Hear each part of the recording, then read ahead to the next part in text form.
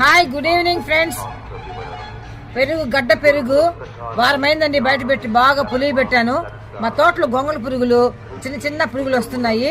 చెట్లకి కొట్టాలండి, స్ప్రే కొట్టాలి. ఇదిగోండి, ఆల్రెడీ స్ప్రే ఉంది నా దగ్గర. ఇందులో వాటర్ మిక్స్ చేసి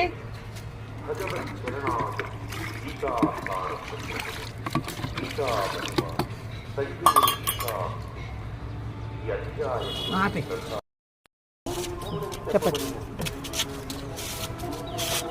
రండి ఫ్రెండ్స్, యుద్ధానికి బయలుదేరుతా ఉన్నా. చూడండి, తీసుకొని